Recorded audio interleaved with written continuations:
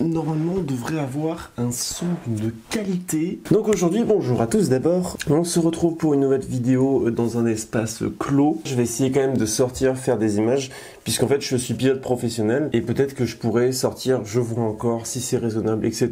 N'hésitez pas à me conseiller d'ailleurs à ce niveau-là, si certains d'entre vous sont télépilotes professionnels, si vous êtes sortis en profiter pour filmer les villes complètement vides. Et moi, ce serait plutôt pour filmer à l'extérieur, dans des montagnes, des trucs comme ça. Enfin bon, c'est pas le sujet de la vidéo aujourd'hui. Je voulais vous parler de ce qu'il ne faut jamais faire avec un drone, ou du moins ce qu'il faut absolument à tout prix éviter. J'avais déjà fait une vidéo il y a quelques temps, il y a plusieurs années. Évidemment, j'ai envie de revenir dessus parce qu'il y a plein de choses que j'ai appris. Maintenant, quand je reviens sur cette vidéo, je trouve qu'il y a des choses qui sont encore vraies, mais c'est pas vraiment le plus important. Et évidemment, il y a plein de choses qu'il faut pas faire. Ça se résumait pas en 5 erreurs à ne jamais faire. Enfin bon, moi, il n'y en aura pas 5, il y en aura qui seront plus ou moins importantes que d'autres. On va voir tout ça. Ça va surtout concerner les drones stabilisés. Tout ce qui est DJI, Parrot, etc. Mais bon, vous connaissant, vous êtes majoritairement tous sur DJI. Ce qui est cool aussi, c'est que dans ces vidéos où on est ici, j'ai pas l'air de trop vous ennuyer. Donc ça, c'est vraiment cool. Vous êtes toujours là aussi dans les commentaires, les j'aime et tout. Donc continuez vraiment. Ça me motive vraiment à continuer à faire ça et à pas rester cloîtré dans mon coin et à ne plus carrément faire de vidéos jusqu'à la fin de ce confinement. Donc c'est parti, on va commencer tout de suite avec ce qu'il faut pas faire. Alors déjà, la première chose que je vous conseille à ne jamais faire,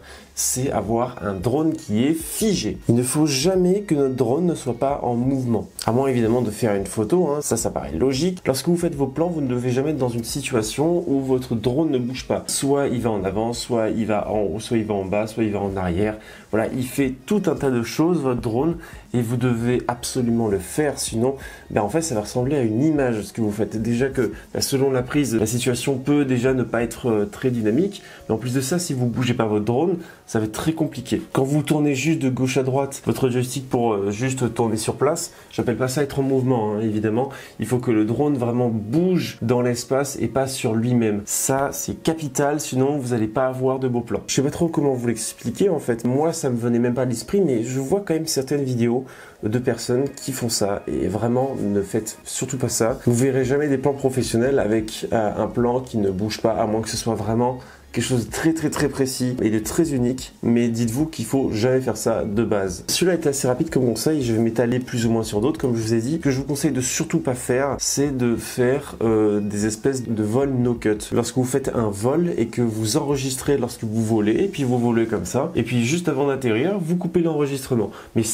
Mais vous l'enlevez tout de suite de votre tête. Il faut jamais faire ça. Pourquoi? Il y a plusieurs raisons pourquoi il faut jamais faire ça. Vous utilisez bêtement le stockage de votre carte SD, puis en plus de ça, pour le transfert sur votre ordinateur, ça va prendre des plombes. Pour le dérochage, donc pour ce qui est de regarder où est-ce qu'il y a votre plan, c'est une catastrophe. Vous n'allez pas vous retrouver. Il n'y a pas que ça comme problème. Il y a aussi le fait qu'en vol, vous allez être là, vous allez voler, vous allez regarder ce que vous faites, vous êtes content et tout. En fait, vous faites rien de spécial. Vous filmez, vous dites ah bon là c'est joli, je filme. Tant mieux, ça se passe super bien, etc. Et puis après, vous êtes devant votre ordinateur, je fais mais attends, mais là j'aurais dû faire 3 secondes de plus, ou là attends je bouge alors que c'était stylé, pourquoi j'ai fait ça? Et en fait, vous allez vraiment vous remettre en question à chaque plan. Quasiment. Enfin, en tout cas, moi, je ferais comme ça. Et au début, je faisais comme ça. Enfin, il y a très longtemps, à mes premières années de drone, je faisais des no-cuts. Quand j'arrivais devant l'ordinateur, je me dis putain, mais là, j'aurais dû vraiment me concentrer un peu plus. Et en fait, ce qu'il faut faire, c'est comme dans tout, c'est avec n'importe quelle caméra. Pour ça paraît pas très évident avec un drone. Mais en fait, mis à part avec le drone racer, bon, là, tu es obligé d'appuyer. Tu vas pas enregistrer une fois que tu es en l'air avec le drone racer. C'est compliqué, c'est la seule exception. Mais en soi, typiquement, avec une caméra comme la mienne, là, et en fait, si vous faites un plan, je sais pas moi, d'un oiseau, etc., vous n'allez pas filmer avec votre caméra tout le long de votre randonnée ou de quoi que ce soit d'autre pour dire ah tiens, en fait dès qu'on est au sol ça devient beaucoup plus logique, et c'est pareil dans les airs. Avec votre drone, quand vous avez la chance de pouvoir en faire des enregistrements plus ou moins courts, vous le faites. Et en pratique, ça fait que vous êtes sur le terrain, vous avez par exemple une croix en haut d'une montagne, j'en ai filmé plein, on va prendre cet exemple, et bien là vous avez cette croix, vous dites ok, vas-y, je vais faire ma prise, maintenant je me cale, hop, je suis prêt.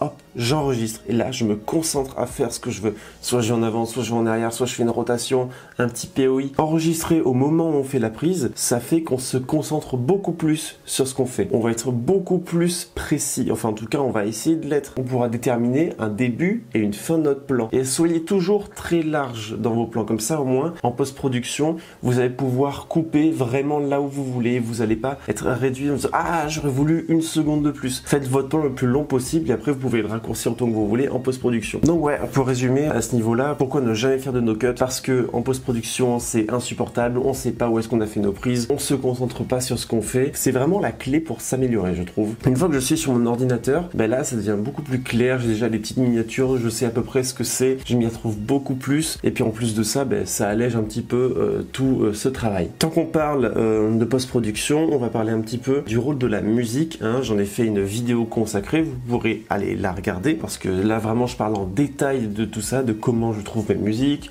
qu'est-ce que je vous conseille là-dessus et tout. Du coup j'en parle très vite fait. Ce qu'il ne faut pas faire avec les musiques, c'est en fait des musiques qui soient pas du tout en rapport avec vos plans, où le rythme n'est pas en rapport avec l'esprit général de vos plans ou ce plan particulier. Si tout d'un coup la musique elle monte en rythme et que vos plans ne montent pas en rythme, ben, ça va pas du tout coller. Alors autre chose qu'il faut vraiment éviter, et qui pour moi me paraît hyper logique, mais je vois tout le temps ça, plus particulièrement d'ailleurs sur Instagram, hein, je sais pas pourquoi. Honnêtement, ça m'énerve un peu parce que les grosses pages qui partagent plein de trucs de drone et tout, bon des fois je suis relayé, hein, ça fait très plaisir, mais des fois je vois des trucs qui passent, on se demande où est la technique en fait. Je parle évidemment des plans saccadés, des plans où en fait, je sais pas pourquoi, il y a un mec, il fait un plan où il va tout droit, hein, il a juste à aller tout droit, mais son drone il va faire gauche-droite, on sait pas trop pourquoi. Forcez-vous à garder une trajectoire logique, stable, pas saccadée. Je sais pas comment mettre un mot là-dessus, mais vous m'avez tout à fait compris. Alors j'étais en train de chercher un petit peu des vidéos exemples pour vous montrer ce qui n'allait pas, et j'ai trouvé la vidéo où il y a rien qui va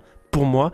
Je vous mets pas la musique, enfin je vous la mets au début pour vous montrer qu'il y a rien qui va. Maintenant j'ai peur d'avoir des copyrights dessus, mais voilà, vous voyez, cette musique, il y a rien. Elle est vraiment de très mauvais goût, et puis après on se retrouve avec un effet zoom dézoom qui enchaîne sur un plan complètement fixe et puis qui tout d'un coup avance, hein. Tu pouvais pas commencer le plan au moment où il y avait déjà le mouvement, c'était trop difficile, puis après ça enchaîne avec un plan qui est figé et juste la caméra qui monte pour au final ne plus voir le paysage qui est joli. C'est très difficile à comprendre et c'est vraiment l'exemple de ce qu'il ne faut surtout pas faire dans la totalité de la vidéo, en tout cas à mes yeux, mais je pense que vous comprenez tout à fait ce que je veux dire. Il y a vraiment des vidéos où tu sais pas pourquoi, tout d'un coup, que ce soit au niveau de la trajectoire du drone ou juste le mouvement de la caméra, il va être très fluide et d'un coup, paf, ça va s'arrêter ou paf, il va changer.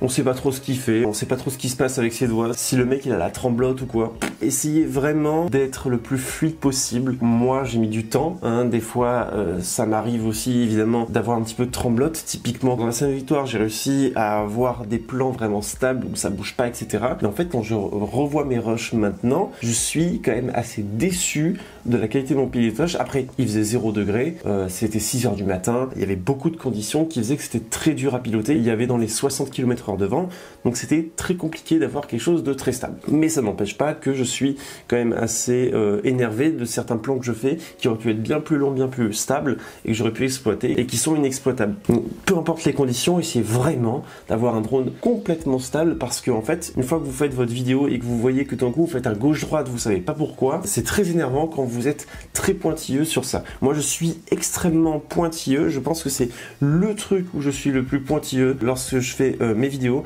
c'est avoir un plan qui est stable et qui fait pas du gauche-droite, qui est pas complètement saccadé, qui fait des mouvements bruts, etc. Quand vous voyez des rushs comme ça qui sont vus je sais pas combien de centaines ou de millions de fois, où en fait les mecs ils ont juste à aller tout droit ou juste faire une petite trajectoire toute simpliste, ils vont faire du gauche-droite et c'est pas du tout professionnel. Pour une petite page Insta où les gens ils restent 2 secondes sur la vidéo, il n'y a pas de problème, mais dès que vous voulez faire une vidéo YouTube ou même que vous voulez vendre votre plan, ben, il va falloir faire bien mieux que ça. Même si vous dites que ça vous concerne pas, je suis sûr que ça en concerne plein d'entre vous. Soyez dur envers vous-même et analysez chacun de vos plans. Quand je vous montre mes vidéos, tout est fluide, tout est parfait. Mais de ce que je vous montre pas, il y a des choses qui sont pourri. J'ai pas d'exemple en tête, mais ça m'est déjà arrivé qu'il y a des endroits, il y a des choses que je trouvais jolies, mais mon pilotage était tellement pourri que je pouvais pas vous montrer. Et ça, c'est dommage. Et moi, à chaque fois que je reviens d'une expédition, que je regarde mes plans, j'analyse mon pilotage. Je me dis, ah, j'aurais dû faire un plan comme ça. Ah, celui-là, j'aurais dû le refaire. N'hésitez pas à refaire vos plans plusieurs fois. Et tant qu'on parle de plans, autre chose à éviter, c'est être rébarbatif. Il faut vraiment diversifier ses plans, son pilotage, le rythme. Il faut vraiment essayer d'exploiter notre spot ou ce qu'on filme au maximum maximum. Des fois on est loin de ce spot, on peut pas revenir quand on veut, on peut pas se dire bon je vais venir 3 fois à ce spot pour faire une seule vidéo. Voilà, il faut être vraiment efficace. Des fois on a une golden hour ou quelque chose qui se passe vraiment à l'instant, on pourra plus jamais le capturer, il faut le capturer maintenant. Je reprends l'exemple de la Sainte-Victoire en lever de soleil avec des nuages sur la montagne, c'est des conditions hyper exceptionnelles et je pouvais pas me louper. Et maintenant quand je vois ce que j'ai fait, je me dis que j'aurais pu faire 2 fois mieux maintenant, mais sur place, voilà, pour moi j'avais fait le mieux que je pouvais. Mais oui, j'en vois beaucoup en fait où ils se disent juste bon allez vas-y je fais un petit plan panorama, j'avance ou je recule et tout. Ce que je vous conseille de faire pour ceux qui ont un peu de mal, bon déjà je vous conseille aussi de regarder ma vidéo sur les 5 plans à faire à peu près partout, hein, une vidéo qui a très bien marché, donc ça se trouve, enfin je pense même que vous l'avez quasiment tous regardé, mais pour les rares qui n'ont pas encore regardé cette vidéo, allez la voir parce que je donne vraiment beaucoup d'exemples que vous pouvez faire partout sur n'importe quel spot. Et donc en fait une fois que vous avez fait, on va dire ces 5 plans que vous avez fait majoritairement dans tous les coins auxquels vous volez, moi ce que je me dirais de faire en fait, c'est de tenter des choses, hein, même si vous n'allez pas les utiliser, hein. Il vous reste 2 batteries, vous n'en avez fait qu'une, c'est dommage de gaspiller autant de possibilités alors qu'on n'est pas souvent sur ce lieu. Mais dans ce cas là on va faire ces 2 autres batteries, puis on va tenter des choses, évidemment en évitant l'accident. Une fois que vous allez dérocher ça, et vous allez peut-être vous dire ah ben tiens là j'étais pas trop mal, et pour la prochaine fois on va peut-être essayer d'améliorer ce plan, essayer vraiment d'être créatif et de ne pas rester sur des plans trop basiques. Et on va conclure avec quelque chose qui s'enchaîne très bien avec ce que je vous disais, c'est le problème de ne jamais se remettre en question. Bon, je dis ça pour toutes les autres choses que je vous ai dit précédemment, mais c'est une des pires erreurs à faire lorsqu'on est pilote, lorsqu'on est vidéaste, tout ce que vous voulez, c'est ne jamais se remettre en question. Il faut toujours se remettre en question. C'est la base en fait pour s'améliorer, parce que des fois les personnes autour de nous ne sont pas vraiment spécialistes. Ceux qui regardaient mes vidéos il y a 2 ans mais ils me disaient waouh tes vidéos j'adore et tout, elles sont trop bien. Là maintenant si je vous faisais des plans comme je faisais il y a 2 ans, et vous me direz wow il y a une baisse de qualité quand même. Il faut évidemment aussi vous juger par rapport à votre niveau etc, mais toujours essayer d'évoluer, hein. Vous vous dites bon pour l'instant je ne peux pas aller là, mais moi je suis ici et je vais essayer de m'orienter vers ce niveau là. Et c'est comme ça que petit à petit vous allez augmenter un petit peu les prises de risque, les beaux plans, les beaux endroits évidemment, parce que forcément vous aurez beaucoup plus de chances de faire des belles images si vous avez un beau spot. Donc après ça marche aussi à ce niveau là, hein. N'essayez pas de refaire 15 000 fois le même spot, essayez d'évoluer, de prendre plus de risques. Et puis une fois que vous avez acquis beaucoup plus de niveau,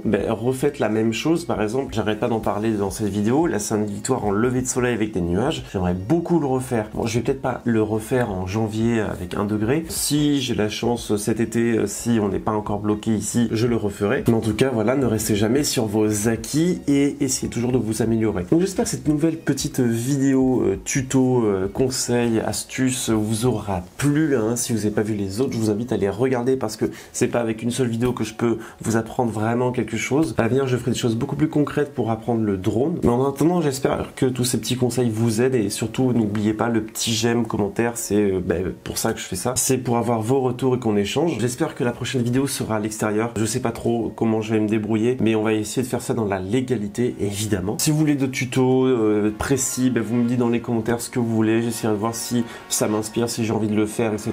Puis on verra comment tout évolue, hein. Je vous remercie d'avoir regardé la vidéo jusqu'au bout. On se retrouve la semaine prochaine. Salut à tous, portez-vous bien et bon courage pour rester bloqué chez vous.